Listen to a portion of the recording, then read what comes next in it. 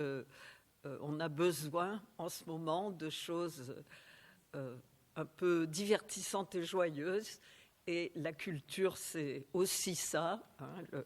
C'est aussi la possibilité de s'évader pendant quelques heures, quelques minutes, quelques heures du monde tel qu'il est pour entrer dans un autre monde, puisque chaque production, chaque œuvre littéraire, chaque pièce de théâtre, chaque roman, chaque opéra est un petit monde possible, comme le disait Ricoeur, un petit monde qui aurait pu exister, qui existera peut-être, là ça m'étonnerait, mais enfin on ne sait jamais, ou qui existe dans un univers parallèle. En tout cas, on entre dans un autre monde, et celui du Turc en Italie et de Rossini est un monde heureux, joyeux, pas toujours d'ailleurs, pas tout le temps, et qui, met en confrontation deux pays, la Turquie et l'Italie, et montre ce qui se passe quand les mœurs ne sont pas les mêmes, quand la façon de vivre est différente, avec tous les obstacles que ça crée, et aussi toutes les circonstances qui, là, sont des circonstances joyeuses, amusantes, avec une ombre toujours de mélancolie, comme chez Rossini, mais qui peuvent être évidemment des confrontations tragiques. Malheureusement, on le sait. Alors, j'ai divisé mon propos en deux. Dans la première partie, je vais surtout présenter l'opéra, quand même expliquer un peu ce mécanisme de l'opéra rossinien, de l'opéra bouffe, qui est assez spécifique et qui est quand même un monde très particulier, l'opéra de Rossini. Dans la deuxième partie, j'axerai surtout sur la confrontation entre l'Italie et la Turquie, les Italiens et les Turcs, enfin tels qu'ils sont représentés évidemment de façon fictionnelle. Il ne s'agit pas d'un documentaire ou de quelque chose qui a voulu être réaliste. Au contraire, vous verrez dans ce DVD que j'ai, ce qui est formidable, c'est la mise en scène complètement, imaginaire, des costumes très curieux et très irréalistes, poétiques, on va dire, au sens large du terme. Donc on quitte la réalité et on entre dans une fiction, mais une fiction qui dit beaucoup de choses sur la réalité, comme toujours, si on veut bien y prêter attention. Alors, pour commencer, Rossini est tout jeune, quand il écrit. De toute façon, vous savez, Rossini a arrêté de composer alors qu'il avait 37 ans, quelque chose comme ça, et ensuite il a cuisiné, il a mangé, il s'est amusé, il s'est diverti, il ne voulait plus écrire. Il a pensé que son temps était passé. Bon, il a écrit encore quelques petites œuvres, mais ses grandes œuvres, il les a écrites quand il était vraiment jeune. Il avait 22 ans pour le Turc en Italie. C'est vraiment très jeune. Et la création en 1814, donc. Il aime bien l'exotisme, comme tous les gens de son époque d'ailleurs, on y reviendra. Et après l'Italienne à Alger en 1813, l'année d'avant, il produit sans arrêt des opéras tous les ans, etc. À la demande de Venise, donc,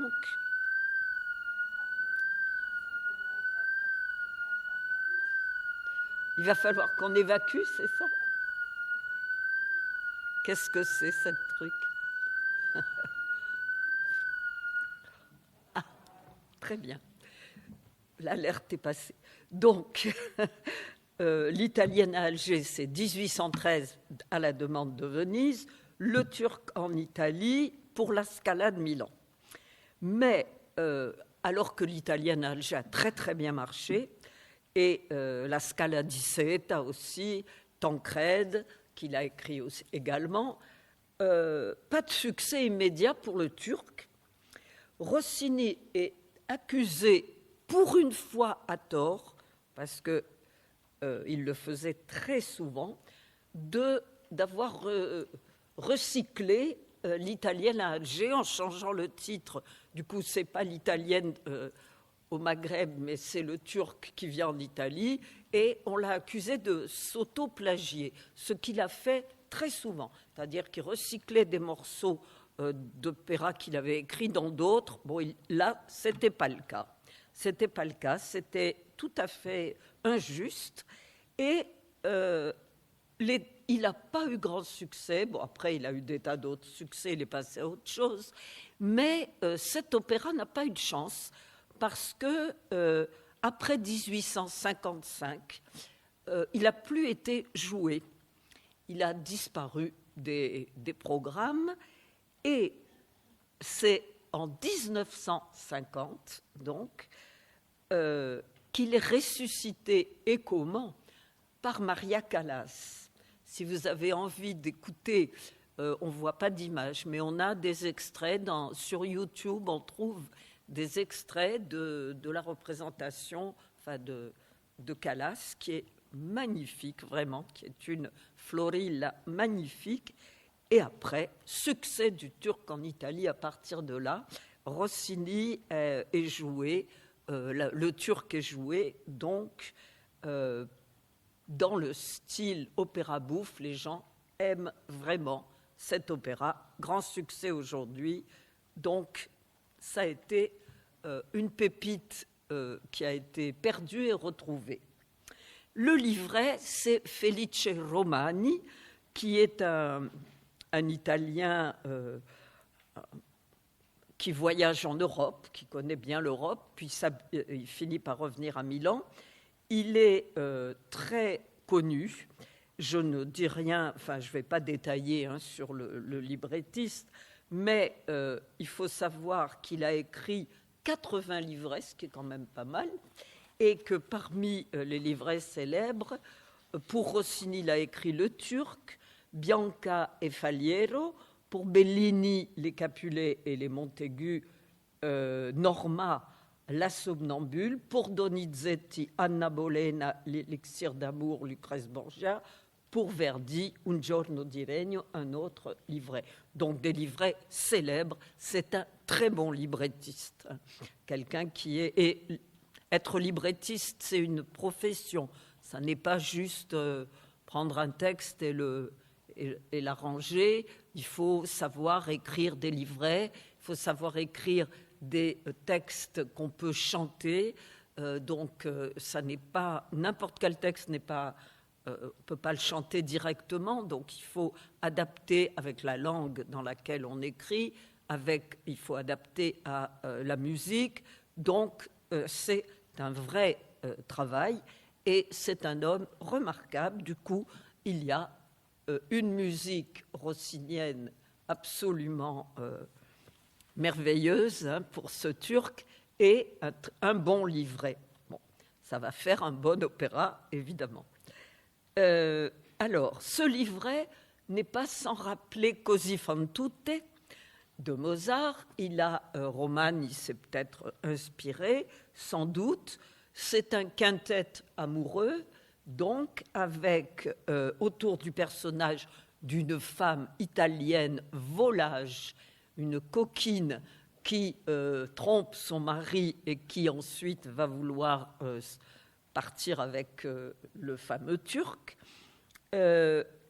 qui est donc, il y a le mari, la femme, le mari s'appelle Geronio, la femme, Fiorilla, le Turc Selim, qui s'appelle comme dans l'enlèvement au sérail, donc le prénom est le même, et Zaïd, qui est aussi un nom d'un opéra de Mozart. Il a écrit une Zaïd, qui a été jouée ici d'ailleurs à Aix. Et donc, il y a 4 personnages principaux, et il y a l'amant de Florilla, l'amant repoussé, Narcisse s'appelle, en plus, son nom évidemment crée le personnage, il se regarde tout le temps dans les miroirs, etc. Et il a été repoussé par Fioril, là, qui en a assez. Donc, voilà le quintet amoureux. Et il y a une originalité dans ce Turc en Italie, c'est un Prodosimo qui est un poète en mal d'inspiration. Il ne sait pas trop quoi faire, il est sur la scène, donc on est un peu dans l'opéra, le théâtre dans le théâtre. C'est un librettiste poète, donc, qui cherche l'inspiration, qui va suivre les personnages, qui voit d'abord au début un camp de bohémiens et Zaïd qui est devenue bohémienne, enfin ça je vous raconterai tout à l'heure, il la trouve intéressante, etc. Et il va se mettre à écrire l'opéra pendant que l'opéra se déroule. Il prend des notes et tout ça pour écrire sa pièce de théâtre, son œuvre. Donc c'est quand même assez drôle. Vous avez une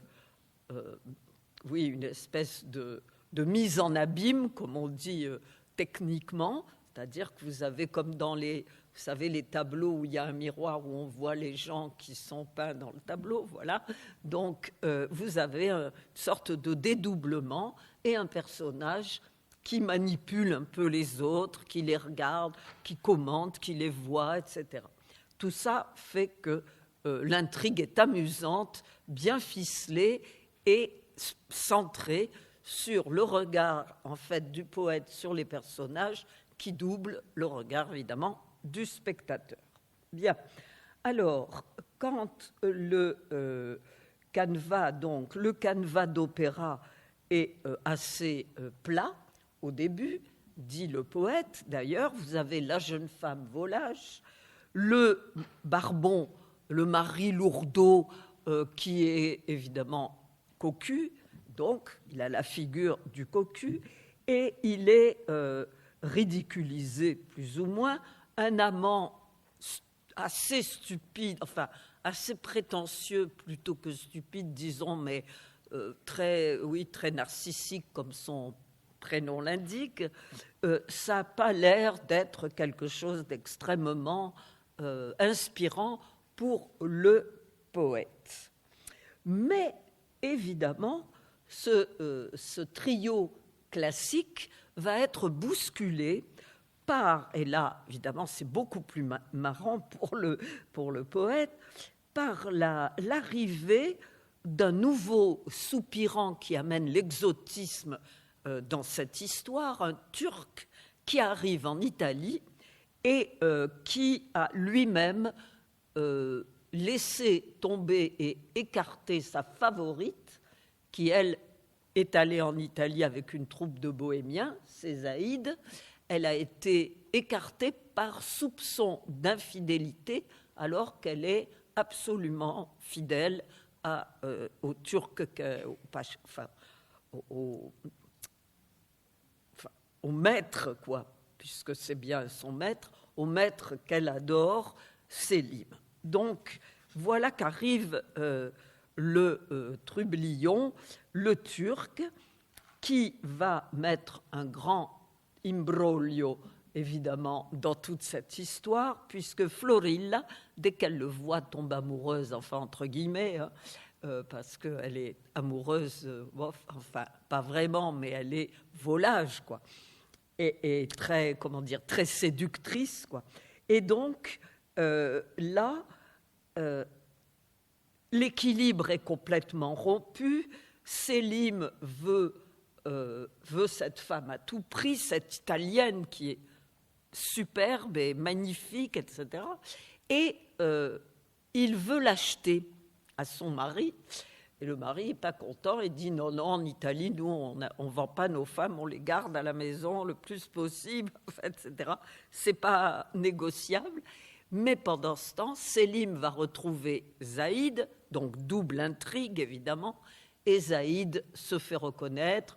Elle dit qu'elle est innocente des accusations d'infidélité, et Sélim commence à hésiter entre les deux parce qu'il est amoureux de Zaïd quand même, depuis toujours. Donc, le couple napolitain va se rabibocher après la leçon que va recevoir Fiorilla, puisque Sélim d'abord veut l'enlever, l'emmener en Turquie, etc. Puis finalement, il lui préfère Zaïd. Et donc, elle a un petit coup sur le bec quand même, parce qu'elle était très sûre d'elle. Et surtout, le mari, ça on ne le verra pas en extrait, parce que j'ai centré quand même sur les scènes avec la turquerie, quoi. Mais le mari fait quelque chose d'assez dur. Il la répudie. Il lui dit « Retourne chez tes parents ». Or, il faut savoir qu'elle est pauvre. Elle est d'une famille pauvre. Le mari est riche. Elle a eu un mariage quand même qui l'a élevée dans la société. Et retournée chez elle, elle a 2 petites valises, elle n'a plus rien. Elle va être une femme répudiée par le mari et rentrant chez ses parents. Donc, c'est une terrible nouvelle pour elle et une terrible punition. Mais le mari est bienveillant et aime sa femme. Donc, ils vont se retrouver et donc la fin sera joyeuse, puisque Sélim repart en Turquie avec Zaïd retrouvé, le mari et l'épouse se réconcilient et le poète tient son livret d'opéra, puisqu'il a tout regardé, tout noté, etc. Donc tout est bien, qui finit bien. C'est ce qu'on appelle à l'opéra le lieto fine, qui est de tradition, évidemment, dans l'opéra buffa, qui est une comédie amusante, c'est de tradition, mais même dans les opere serie, pendant très longtemps, il fallait une fin qui résolve les problèmes, en fait, qui soit plutôt une fin positive. Alors, voilà un livret très bien composé, avec tout ce qu'il faut, des quiproquos, des malentendus, un bal costumé, ça aussi, ça joue beaucoup. C'est la tradition du théâtre, vous le savez, les travestissements, ça se fait depuis toujours. Et évidemment, ça permet de brouiller les personnages, ils ne se reconnaissent pas, puis se reconnaissent, etc. Donc, il y a tout ce qu'il faut dans ce livret, et la partition, bien entendu, est à la hauteur. Le jeune Rossini s'inscrit dans le sillage mozartien. Il prend un orchestre symphonique ample. Hein. Il fait quelques récitatifs. Donc les personnages chantent quand même chantent des textes. C'est pas parlé complètement, hein, c'est vraiment des récitatifs d'opéra. Il y a des airs magnifiques, des ensembles vocaux, un chœur et une virtuosité d'écriture musicale extraordinaire, avec toute l'habileté de Rossini. Alors, primauté sur, bien entendu, la mélodie, les paroles, le rythme. C'est la signature de Rossini, c'est un rythme endiablé, quelque chose qui est de plus en plus rapide dans les finales, par exemple, ou dans les duos, trios, quintettes, etc. Il revendique, c'est ça sa modernité, que la musique s'exprime d'elle-même et que ça n'est pas... Enfin, il dit ce n'est pas la musique n'illustre pas le livret. La musique est musique par elle-même, expression. Et là, je pense que personne ne le contredit maintenant. Hein. Elle est expression qui est tressée en fait avec le livret. Le livret prend sa profondeur par la musique. La musique est là, elle peut s'accorder au livret, se séparer du livret, dire autre chose, etc. Enfin, il y a tout un jeu entre musique et parole qui est dans sa technique et sa modernité véritablement de création. Les voix. Alors, il faut que je vous explique un peu les voix avant de faire écouter des extraits. Vous avez, depuis Mozart, les voix avant Mozart, si vous voulez, n'étaient pas accordées au rôle forcément. Il pouvait y avoir un roi, par exemple, qui ait une voix de contre-ténor, et puis une jeune fille qui aurait une voix de mezzo, etc. À partir de Mozart, ça change, et ça va durer après, sauf dans l'opéra contemporain, forcément, qui a changé la donne. Vous avez un accord entre les rôles et les voix, donc vous avez ténor et soprano qui sont les voix positives, personnages positifs, jeunes et souvent victimes d'un tas d'autres de complots ou de problèmes, etc. Le baryton est une voix moyenne d'homme, la voix normale des hommes d'ailleurs, la voix de ténor étant une voix travaillée. Le baryton d'âge moyen, le baryton bouffe, alors ça c'est une catégorie que Rossini adore, comme Figaro par exemple, dans Le Barbier. C'est sympathique, un être sympathique qui est le metteur en scène de l'action souvent. La basse, la voix grave d'homme, c'est l'homme d'ordre, d'expérience, ou un homme qui peut être perfide, ou un roi, ou un dieu. Enfin, on peut avoir divers rôles pour les basses, mais on peut avoir aussi le rôle du barbon, du vieux. La basse bouffe, c'est comique, donc, la basse comique, mais il faut qu'elle puisse vocaliser. Alors, ce qu'il faut savoir, c'est que quand on a une voix grave, les vocalises sont plus difficiles pour les voix graves que pour les voix hautes. Donc, une basse bouffe, c'est une voix grave, vraiment grave d'homme, mais qui doit être souple, qui doit pouvoir vocaliser. Chez Rossini, tout ça, ça doit être parfait, parce que sa musique exige ce genre de voix, et vous ne pouvez pas le chanter si vous ne pouvez pas faire des vocalises, des trilles, des ornements, ce qu'on appelle les ornements.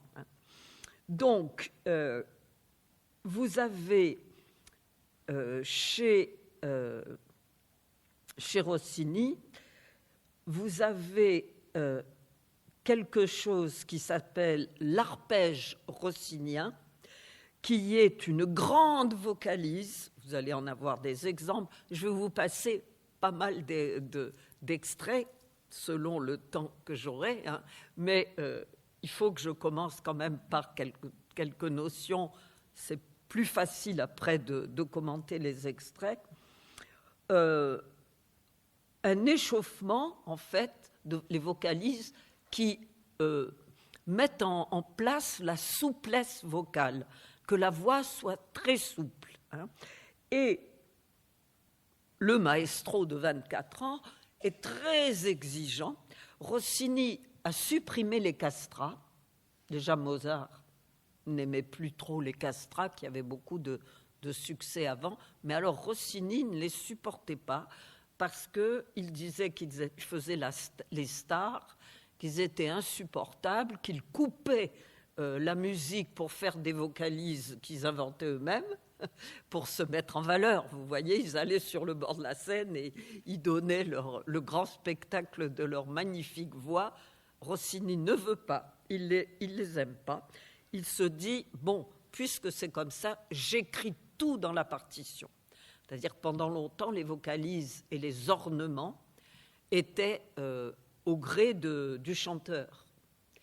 Alors que là, tout est noté. Et les castrats étaient furieux, ne voulaient pas chanter ce genre de rôle, ça leur plaisait pas, il n'écrit plus pour eux, il veut que les vocalises et les ornements soient notés et que les chanteurs chantent ce qu'il a écrit. Donc, il est assez, exigeant, et ça marche, vous allez le voir, ça marche même très bien. les partitions sont brillantissimes, hein, et les chanteurs se sont pliés à ces desiderata parce qu'ils ont compris que c'était tout à fait dans leur intérêt de suivre la musique du maestro, qui était bien faite pour les mettre en valeur. Alors, le primo soprano, la première soprano, c'est Florilla, donc Fiorilla, hein, Florette, qui a un éventail stylistique, enfin un éventail vocal large. Elle peut chanter des airs bouffes, complètement comiques ou plus sérieux. Elle est chanteuse de ce qu'on appelle bel cantiste, hein, du bel canto, qui est toute la période Rossini, Bellini, etc. Et donc, c'est à elle que revient le rôle brillant de l'opéra. C'est Cecilia Bartoli dans cette édition, il y a quelques années déjà, mais elle est toujours absolument formidable, hein.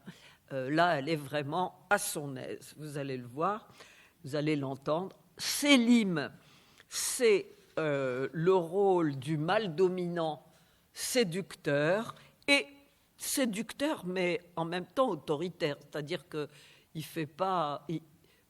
Il la séduit, certes, etc., mais enfin, il impose. Il dit, il dit au mari, puisque les Italiens ne veulent pas vendre leur femme, c'est pas compliqué, je l'enlève. Vous voyez, il ne fait pas beaucoup de manières. C'est un personnage qui est issu de la tradition comique, bien entendu, qui est... mais qui, heureusement, plutôt que malheureusement, se détache, ce personnage se détache et a une certaine, finalement, même si c'est un personnage comique, a une certaine grandeur qu'on prête aux Turcs à l'époque, on y reviendra. Geronio, c'est le mari trompé. Son personnage, là, doit se confronter au lieu commun classique du mari lourdeau, qui ne comprend pas très bien, qui se laisse berner, qui se fait mener par le bout du nez, mais pas tout à fait. Parce qu'à un moment, vous le verrez, Sélim dit, il lui dit, mais il est bien moins bête qu'il en a l'air, en fait. Et il est courageux, il affronte le rival, etc. Finalement, il est sympathique, hein. Le personnage n'est pas du tout... Enfin, il est ridicule d'un certain côté, mais sympathique d'un autre. Il est entre virtuosité lui aussi et jeu bouffe, bien sûr. Donc, il faut que ce soit un bon chanteur et un bon acteur en même temps qui incarne le rôle. Donc, Sélim est une basse, je vous l'ai dit, Fiorilla un soprano, Geronio, le mari, une basse bouffe, Narciso est un ténor, forcément, ténor-soprano, c'est le couple des amants, enfin la femme et son amant. Il est jaloux, sentimental, narcissique. Lui est quand même plus sot, d'une certaine manière, que le mari. Et puis, vous avez Zaïd, j'oubliais Zaïd, qui est loin d'être un rôle secondaire, qui est un mezzo-soprano, donc une voix plus basse que la voix qui correspond au baryton, hein, et qui, bien entendu, s'accorde avec la basse de Sélim. C'est le bon couple qui sera reconstitué. Elle est aimante, elle est fidèle, elle est une femme parée de qualités que n'a pas Fiorilla. Elle est tout à fait fiable, hein. Voilà donc pour les voix, pour en gros la structure, hein, de cet opéra. Je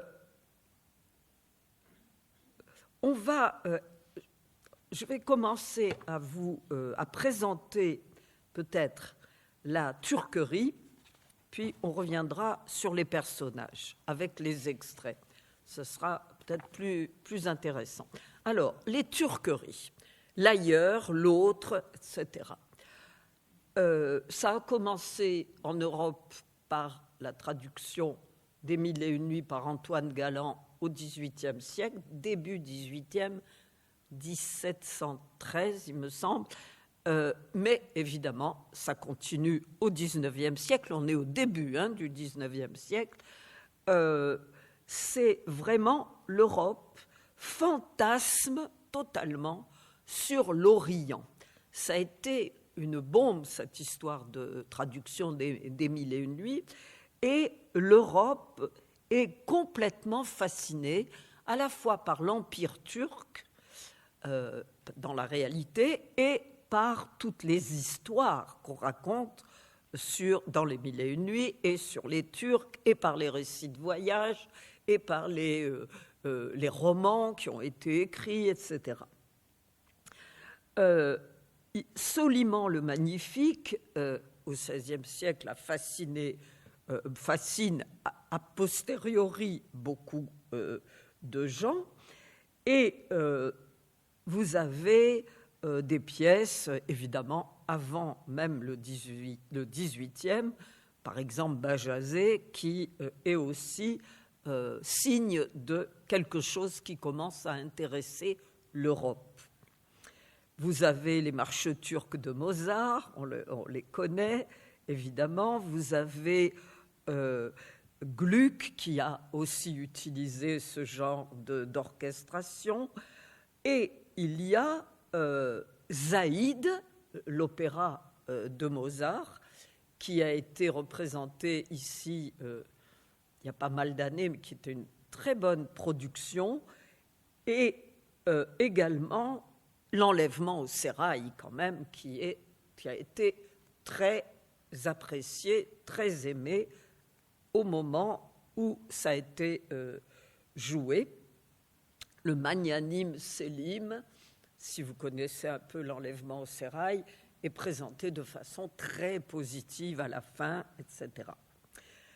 Donc, le discours érudit, politique, artistique sur la Turquie s'élabore de plus en plus au XIXe siècle, et en même temps que vous avez ce qu'on appelle la question d'Orient. C'est dans la première moitié du XIXe siècle, les musiciens et les peintres et les écrivains s'intéressent et donnent une couleur exotique aux ouvrages lyriques, aux ballets. Donc les décors, les costumes, tout cela évidemment plaît beaucoup. La mode des turqueries est bien installée. La Turquie incarne, on a écrit dessus des tonnes de livres, la Turquie incarne dans l'imaginaire de l'Occident chrétien la figure d'un islam destructeur, violent, stérile et fascinant en même temps. C'est-à-dire qu'il y a une figure très ambiguë du turc qui sera étendue après à d'autres types d'orientaux, mais ce n'est pas les mêmes figures que pour l'Extrême-Orient, par exemple. Il y a des valeurs négatives très ancrées qui représentent le turc avec un poignard à la main, un cimeterre qui coupe les têtes, etc. Vous verrez que dans l'opéra, Sélim a toujours un petit poignard courbe, et qu'il n'utilise jamais, évidemment, et qui est un jouet dans l'opéra, parce que c'est comique, évidemment, mais il y a cette représentation de la violence, de la cruauté aussi. Ça, c'était très banal dans l'image du Turc. Le Turc est cruel, le Turc est violent, il est évidemment misogyne, enfin il écrase les femmes, quoique le 19e siècle en Europe, on ne peut pas dire que qu'elles n'aient pas été un peu écrasées, les malheureuses, mais bon, c'était pire là-bas, hein, voilà, donc on pouvait dire, vous voyez, ici au moins, vous n'êtes pas enfermés dans des harems, enfin bon. Vous vous souvenez évidemment, au XVIIIe siècle, il y a les lettres persanes hein, aussi, bon, il y a tout un background hein, de cette image de l'autre, de l'oriental. En revanche, il a évidemment des points, des qualités. Il est raffiné, alors une civilisation raffinée. Il est courageux aussi. Il peut affronter la bataille, la guerre, etc.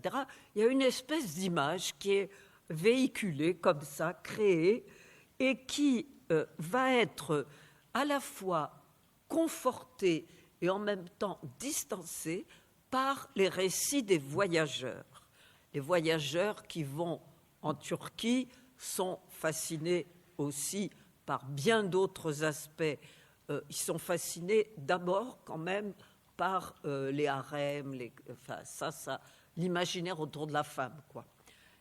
Ça, c'est vraiment très, très intéressant d'étudier ça dans les textes littéraires et dans les textes historiques, les récits de voyage. Et j'ai en tête ce que Nerval dit, par exemple, dans le Voyage en Orient, parle du voile. Pas le voile sur la tête, mais le voile devant le visage, un voile léger, transparent, etc. Et il y a toute une analyse nervalienne, une sorte de réflexion sur le mystère, sur tout ce que ça apporte hein, de séduction, enfin, parce que c'est mystérieux, etc. C'est très intéressant de voir comment les hommes européens fantasmaient sur les orientales. Et Lamartine aussi, qui a voyage en Orient, a parlé de... lui, c'était les moucharabiés, parce que il ne voyait pas les femmes derrière. Alors, il explique ça, c'est de très beaux passages. Lamartine est un très grand écrivain, hein, et il a vraiment écrit des choses passionnantes. Et il dit que quand leur bateau passait et qu'il y avait des palais sur le bord des fleuves, qu'il y avait des moucharabiés, ils imaginaient tous les femmes derrière qui les regardaient, mais eux ne pouvaient pas les voir. Enfin, vous voyez le mystère, etc. Vous avez un imaginaire de l'Orient au XIXe siècle, mais qui est extraordinairement riche, hein, qui est à la fois négatif et positif. C'est évidemment un Orient, comme je vous le disais, fantasmé par les Occidentaux, qu'il y ait des choses vraies, réelles, disons, plutôt que vraies, réelles, certainement des points d'accroche, mais il y a beaucoup de cette rêverie, de cet imaginaire qui s'est greffé là-dessus. Et finalement, vous avez des traits qui sont repris de façon amusante dans le turc en Italie, très représentatif de cet imaginaire de l'autre et de l'oriental et du turc en particulier dans l'imaginaire européen.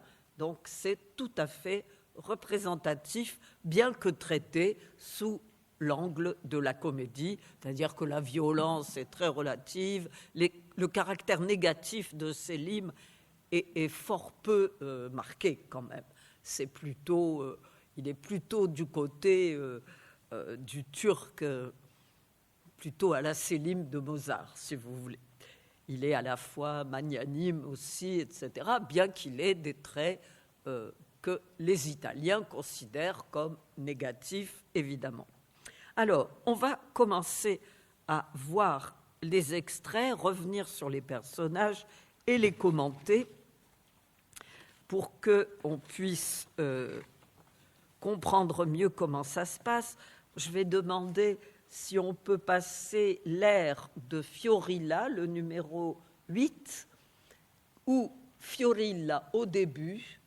Alors, il y a toujours, il faut que je vous dise, pardon, il faut quand même que je vous dise ce qu'est c'est l'opéra buffa donc, de Zurich, avec comme chef d'orchestre Franz Welser-Möst. Il y a Ruggero Raimondi qui chante Selim, déjà plutôt jeune quand même. Donna Fiorilla, c'est Cecilia Bartoli. Le Don Geronio, qui est excellent, je trouve, Paolo Rumez. Don Narciso, Reynaldo Macias. Zaïd, Judith Schmidt. Alors, les autres sont moins importants, mais je suis obligée de sauter des choses, c'est-à-dire que j'ai gardé une ligne, si vous voulez, j'ai un peu triché sur, vous ne verrez pas l'ensemble des personnages, quoi.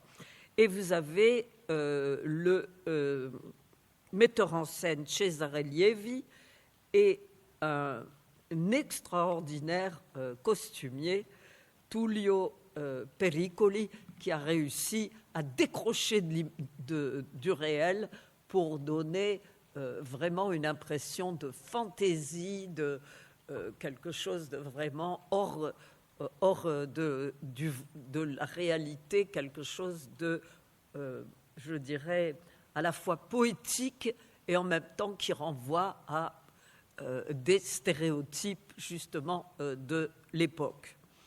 On va écouter le numéro 8 où Fiorilla dit que c'est bien d'être volage.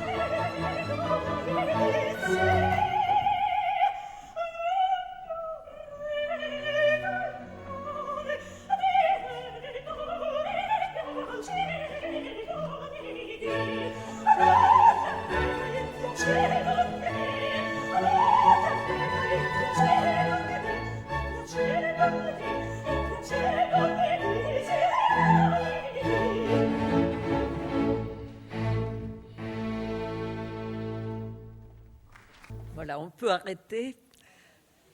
Alors, c'est vraiment magnifique. Et les costumes, vous avez vu, le costume est décroché quand même, garde un vague air 19e, mais avec un chapeau extraordinaire. Et ça ça met le spectateur tout de suite dans la fantaisie, quoi, quelque chose fantaisie au sens des Anglais carrément, c'est-à-dire à la fois drôle et puis imaginaire complètement. Alors Fiorini, là, on ne peut pas dire qu'elle n'annonce pas la couleur.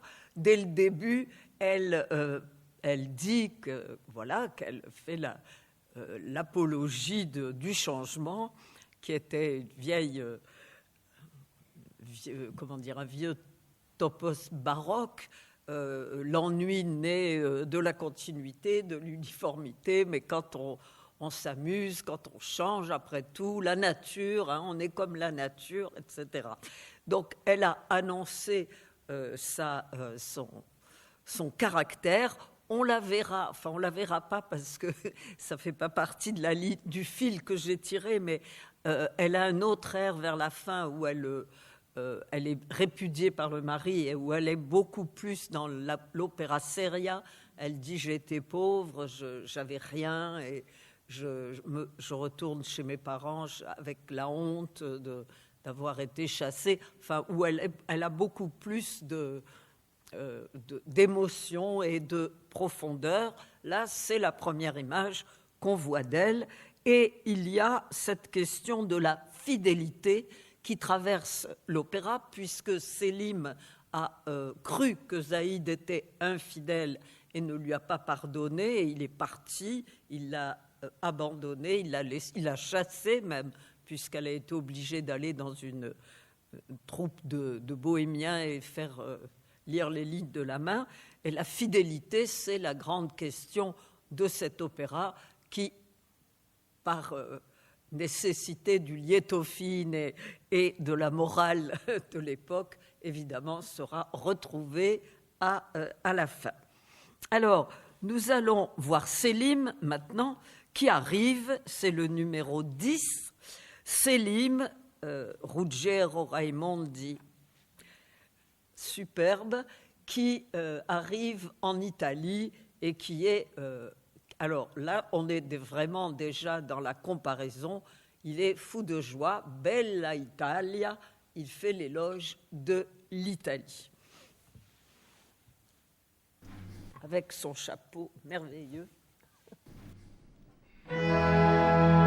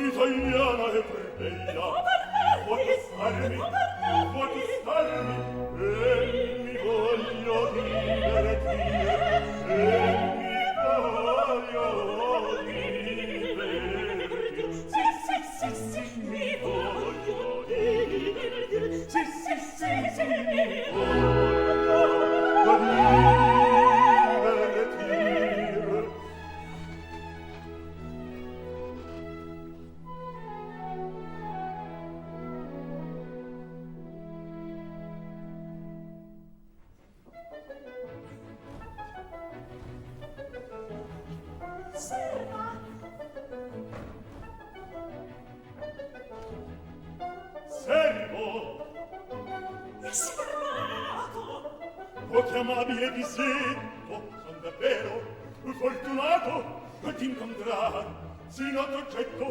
Oh, c'è vero, tanta favore, di non trovare un gran signore. Così ben di civiltà, così ben di civiltà.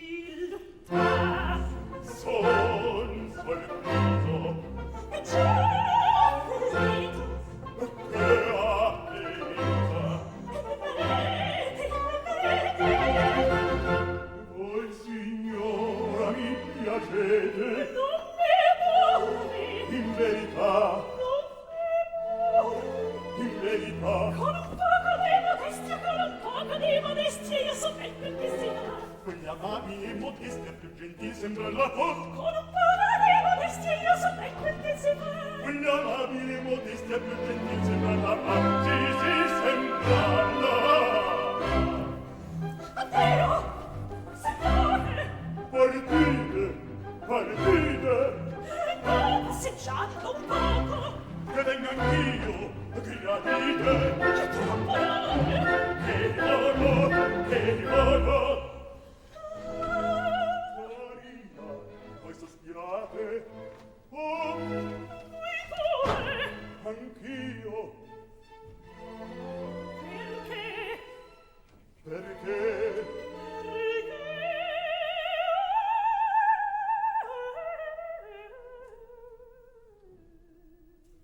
perché una fiamma insolita sento che abbamba in me, perché una fiamma insolita sento che abbamba in me, perché una fiamma insolita sento che abbamba in me. Ora mano senti, so ti voglio più lasciar. non è poi così difficile, vestito che conquistare. Non è poi così difficile. Non è poi così difficile,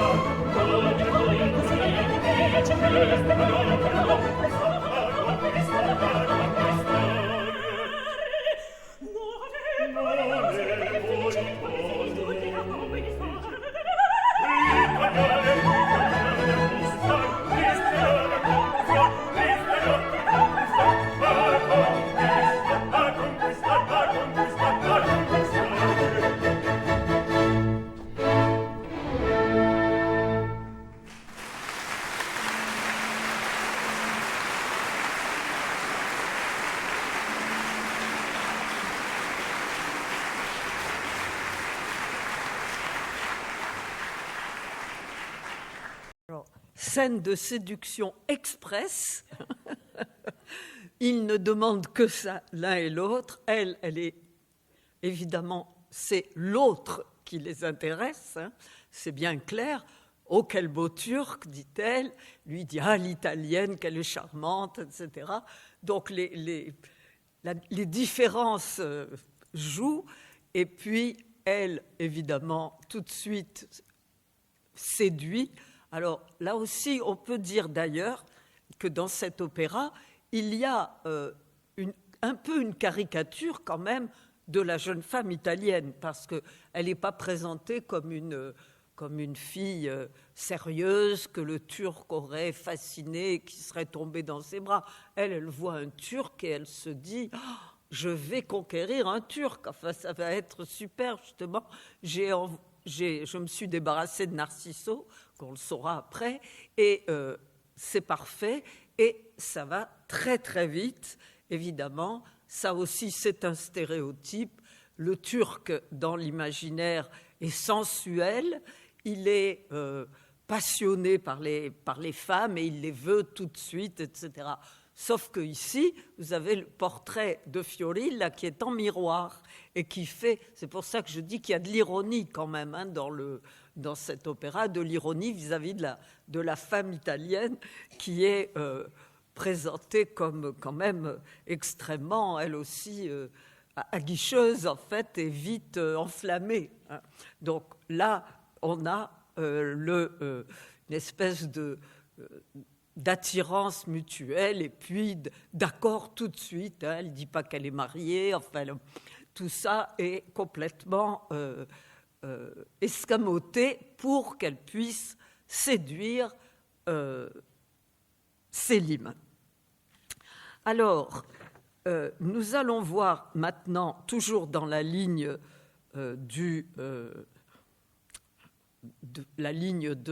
l'autre, l'ailleurs, etc., la rencontre avec le mari. Donc Fiorilla invite le Turc chez elle. Elle croit que le mari n'est pas là, mais il va arriver, comme toujours. Et alors c'est le numéro 17, en fait, là, où il y a une scène très, très enlevée, où le Geronio est très bon aussi, celui qui fait le mari. Et vous allez voir comment le choc des cultures va encore être exhibé de façon comique.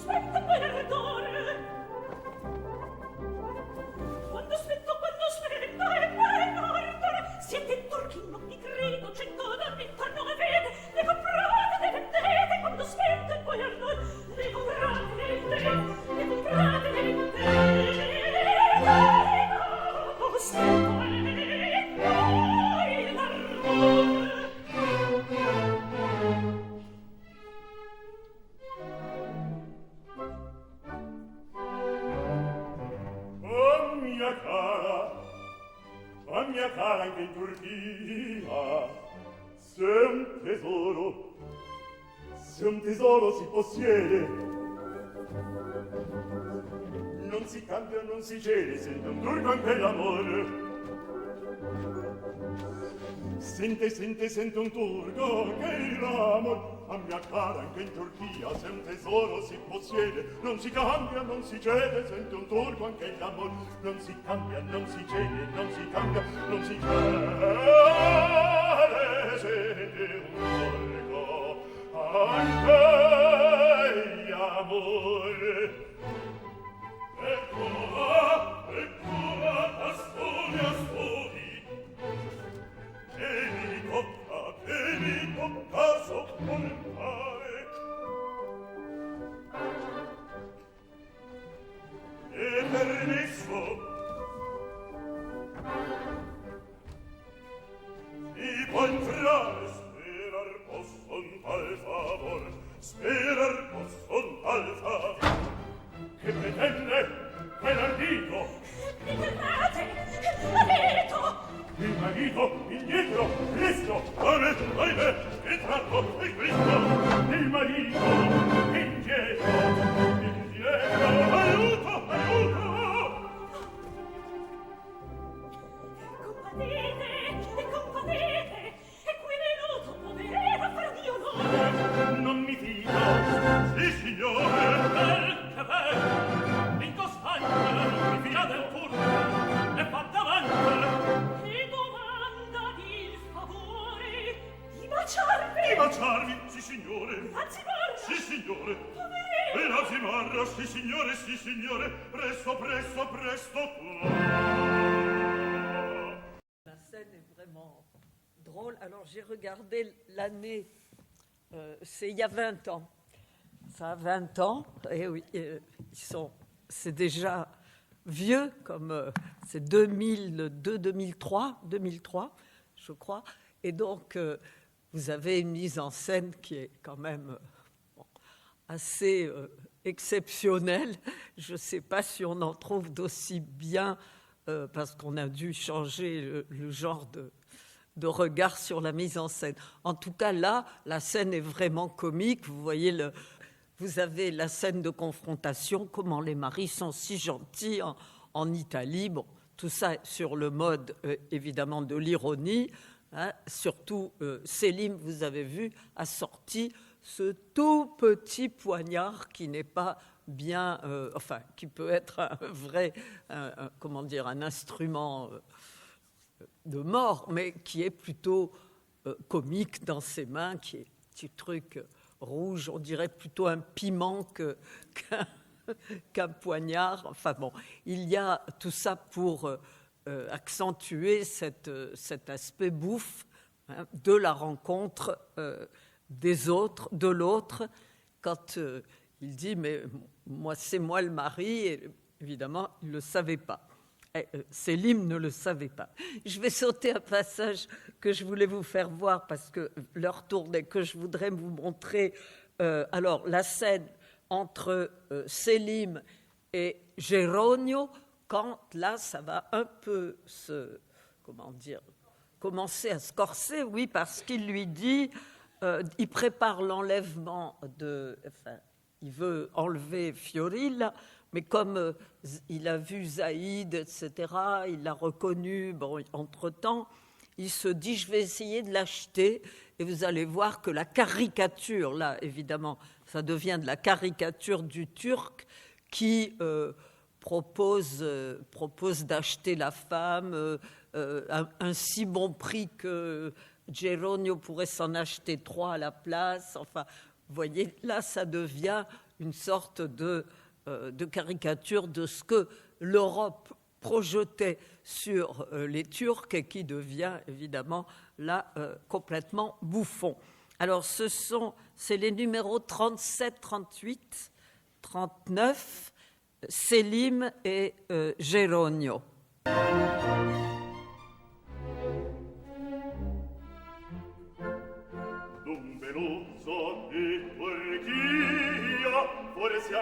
Forse avrai novella intesa. Forse avrai novella intesa. Della moglie che gli pesa.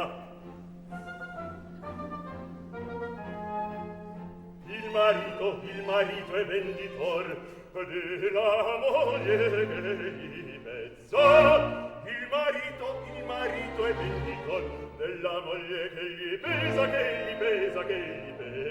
Il marito è venditore. Sarà l'uso molto buono, ma in Italia più dell'uso. Ma in Italia più dell'uso. Il marito rompe l'uso. Quasi sempre al comprator, il marito rompe l'uso. Quasi sempre al comprator, il marito rompe l'uso, rompe l'uso. Quasi sempre al comprator. Anche in questa sala d'oro, ma fra noi non deve entrare. Anzi, questo più di quello mi conviene d'abbracciare. Ma perché è nostre usanze, piace a me servar ancor. Piace a me, è nostre usanze, piace a me servar ancor. Non ne voglio tanto sciocco, come voglio che gli sia. Suo giudizio esta mia, qui ci vuol prudenza e cor. Suo giudizio esta mia, qui ci vuol prudenza e cor. Suo giudizio testa mia, testa mia, e qui ci vuol prudenza e cor.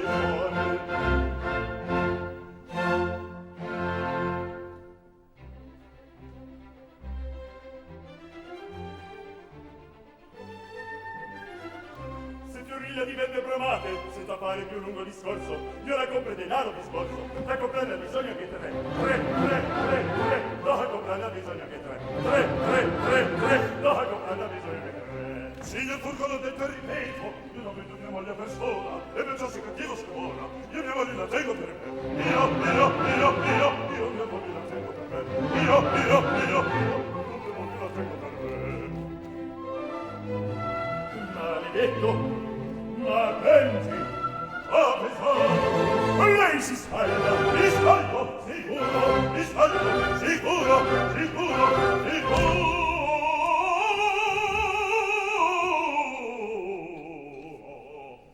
Un cielo che sarò e giuro, io scometto che il mondo non più. Un cielo che sarò e giuro, io scometto che il mondo non è. C'è bello più dolce, c'è bello più dolce, che il mondo non è. Al mondo non è, che il mondo non è, che il mondo non è. Al mondo non è. Non è.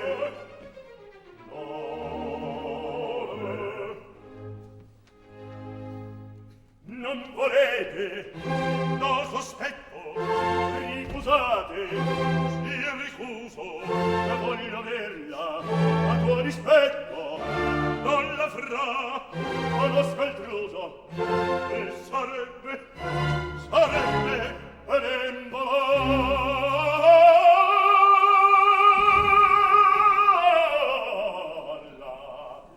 ed invece di pagarla, il buffone che soppone per propresto d'ammazzare.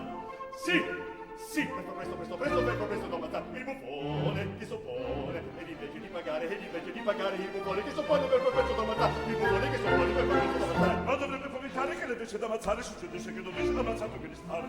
Sì, succedesse che dovesse d'ammazzato che restare. Ammazzato.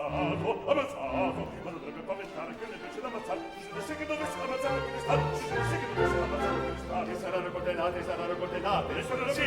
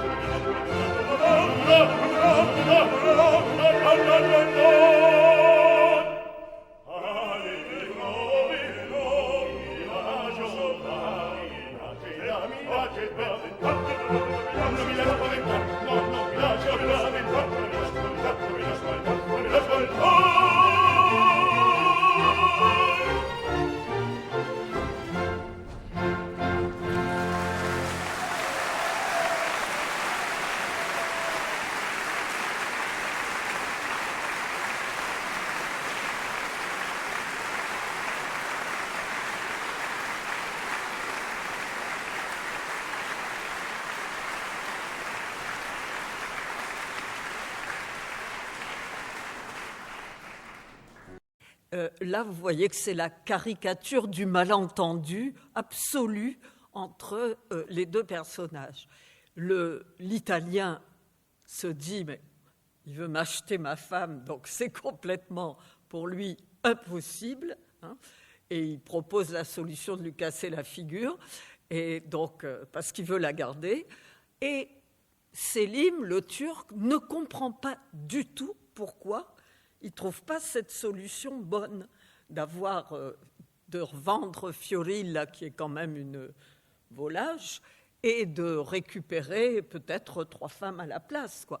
Donc il y a là vraiment, sur le mode toujours vraiment drôle, hein, surtout les deux sont excellents, ils ont une très belle voix, les duos sont vraiment un plaisir. Si on aime les voix graves d'hommes comme ça, c'est vraiment formidable. Ils sont complètement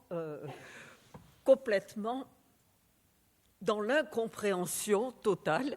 Et évidemment, alors Selim se rend compte que le mari n'est pas si bête finalement, alors qu'on le croyait complètement balourd. Et la résolution du mari, malgré le danger, est absolue. Il a décidé qu'il ne la vendra pas. Alors, on va aller à un autre extrait. J'espère que ça va marcher. Un extrait juste pour montrer la scène du bal masqué. Alors, le bal masqué, c'est Sélim a décidé d'enlever, puisqu'il ne peut pas l'avoir en l'achetant, il va l'enlever. Donc, il a décidé de se rendre à ce bal et que elle se déguise en turc et qu'il l'emmène, sauf qu'il n'a pas prévu que Narciso se déguise aussi en turc. Alors bon, un peu l'invraisemblance de la chose, c'est que leurs costumes sont identiques à tous, enfin, comme s'il y avait un costume turc pour seulement, quoi. Et Fiorilla est déguisée, Zaïd est déguisé, et il y a le malentendu, le quiproquo classique, on va dire. Sélim croit parler à Fiorilla, mais c'est Zaïd à qui il parle, et Narciso, attendez que je ne me trompe pas, Sélim, oui, c'est ça, Sélim croit parler à Fiorilla, Narciso aussi croit parler à Zaïd, c'est à Fiorilla qu'il parle, parce qu'ils se sont mis d'accord pour se déguiser, et le pauvre Geronio est aussi déguisé. Lui dit, c'est bien la première fois que je me déguise à un bal. Il arrive pour essayer de récupérer sa femme, mais bien entendu, il ne la reconnaît plus. Alors là, c'est un passage assez intéressant parce qu'on voit qu'il y a un brouillage des identités et des identités nationales. Il n'y a plus d'Italiens, il n'y a que des Turcs, mais on ne s'y retrouve plus, quoi. Et donc, évidemment, c'est le classique quiproquo et malentendu et l'imbroglio comme il en faut dans les comédies. Cara Fiorilla mia, perché tacete? Forse segnata siete perché venni un po' tardi. 1000 maschere intorno io mi trovai. Disi impegnarvi a me, non dovevate più presto. E via, Fiorilla, perdono. Traditore, son tutto il fuoco. Prendete il braccio e passeggiamo un poco. Il Selim non si vede, fra tanta gente ancora non lo posso trovare. Dove sarà? Dove sta il Fiorilla? Appunto, eccolo qua. Sì.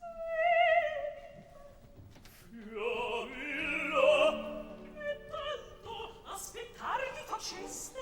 Perdonate! Datemi il braccio e meco passeggiate.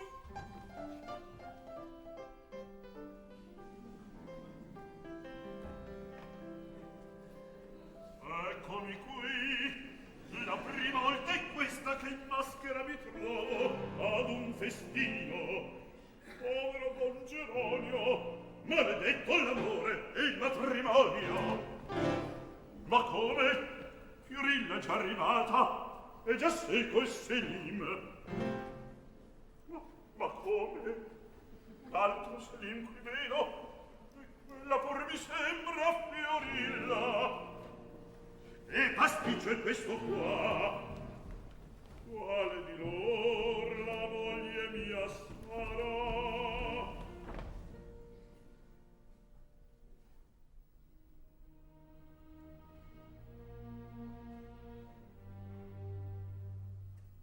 Oh, guardate che accidente.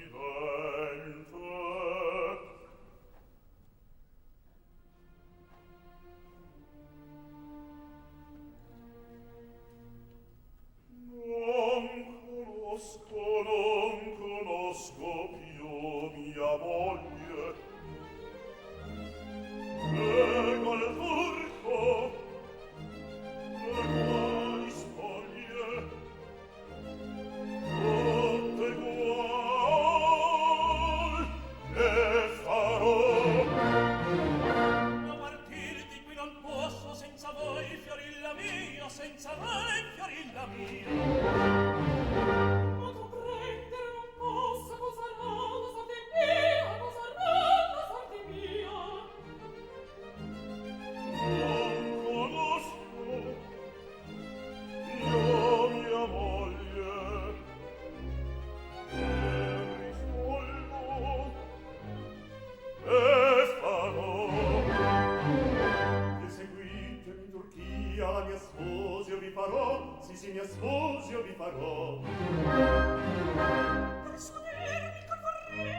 risolvere non so, persuadermi il cor vorreva, ma risolvere non so, ma risolvere non so.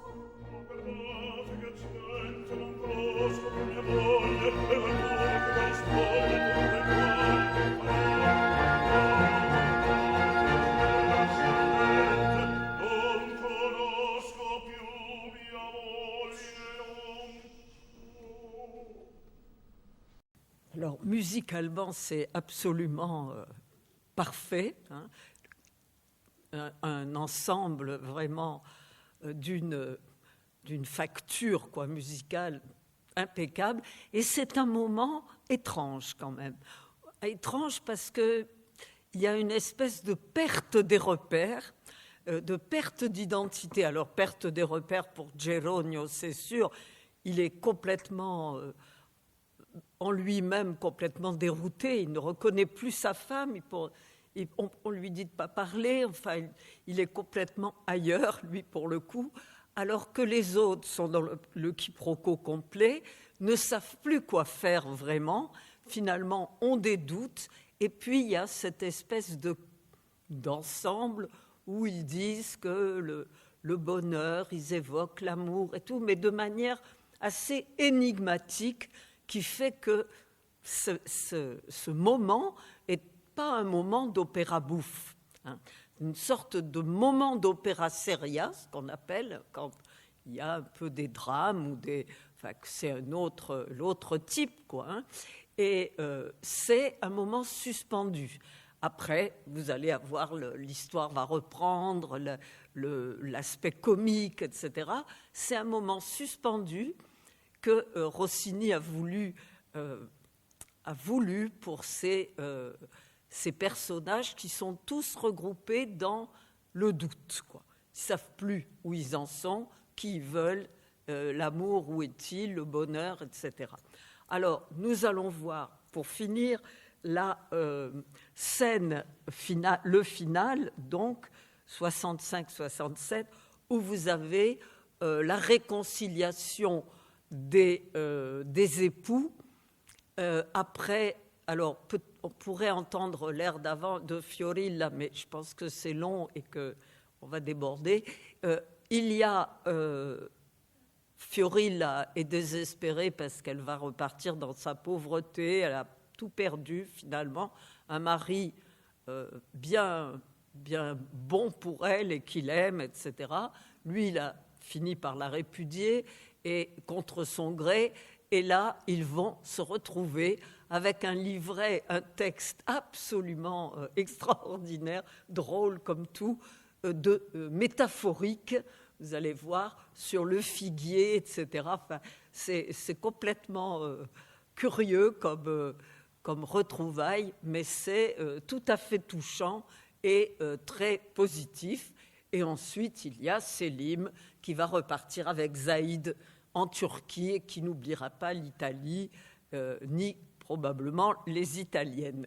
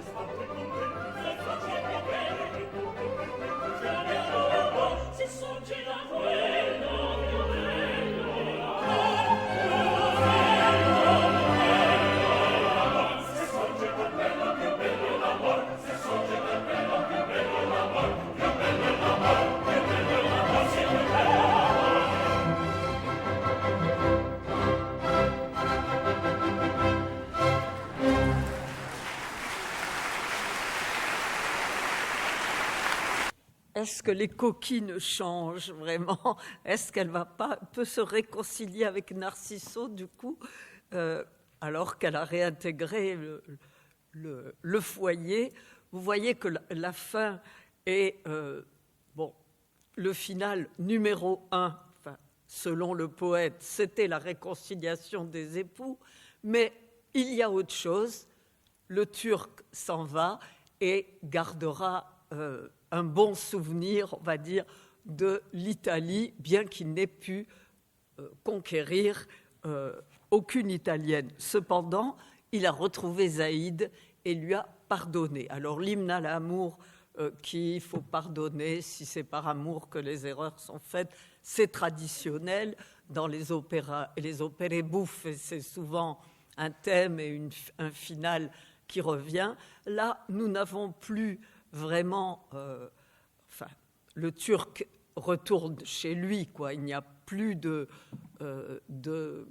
cohabitation possible. Il va garder un bon souvenir, mais il pourra retourner dans ses foyers et à sa culture et à sa civilisation. C'est ce que l'opéra nous dit. Alors, pour terminer, d'abord, merci pour votre patience.